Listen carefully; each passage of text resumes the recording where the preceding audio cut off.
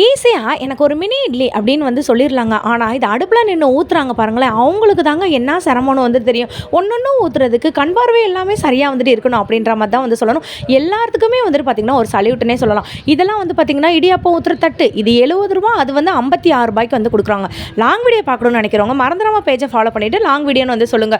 முட்டைய அறுப்பதற்கு நவீன மிஷின் வந்து பார்த்துருக்கீங்களா? ஒரு முட்டைய அவிச்சுக்கணும். அந்த முட்டைய தூக்கி இந்த நடுவுல வந்துட்டு வச்சுக்கணும். மேல இருக்க கருவிய வந்துட்டு அப்படியே இறக்கணும். அப்படியே ஸ்லைஸா வந்துட்டு வந்துருமா.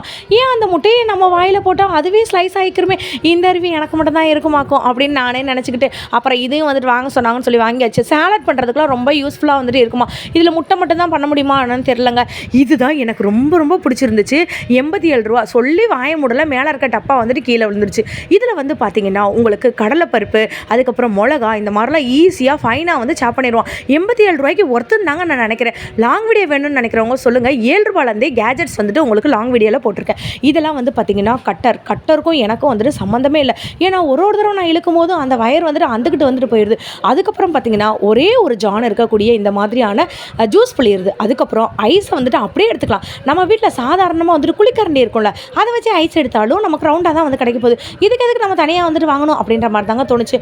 நிறைய கட்லெட் எடுக்கிறதுக்கு, அப்பளம் எடுக்கிறதுக்கு, பூரி எடுக்கிறதுக்குலாம் பார்த்தீங்கன்னா ரூ. 14 வந்துட்டு இடுக்கி வந்து வச்சுருந்தாங்க. ஒரு இடிக்கும் ஒரு மாதிரி வந்துட்டு இருந்துச்சு. நமக்கு எந்த இடுக்கி பிடிச்சிருக்கோ அந்த இடுக்கி வாங்கிக்கலாம். ஆனால் இவன் தான் எனக்கு யாருன்னு தெரில. இது என்னன்னு மட்டும் யாராச்சும் தெரிஞ்சால் வந்துட்டு சொல்லுங்களேன். இதில் வந்து பார்த்தீங்கன்னா என்னன்னே தெரில. ஆனால் இத்தனை கலர் வந்துட்டு இருக்குது. எனக்கு முக்கியமாக பிடிச்ச இந்த ஆயுதம் வந்துட்டு ரூ. 33. இது வந்துட்டு ஒரு பீலர் ரூ. 26 இருக்குது. லாங் வீடியோ பார்க்கணும்னு நினைக்கிறவங்க பேஜை ஃபாலோ பண்ணிக்கோங்க மறந்துடாமல். அதுக்கப்புறம் எனக்கு வந்துட்டு கமெண்ட் பண்ணுங்கள். உங்களுக்கு நான் லாங் வீடியோ அனுப்புகிறேன். இந்த வீடியோ பிடிச்சிருக்கா?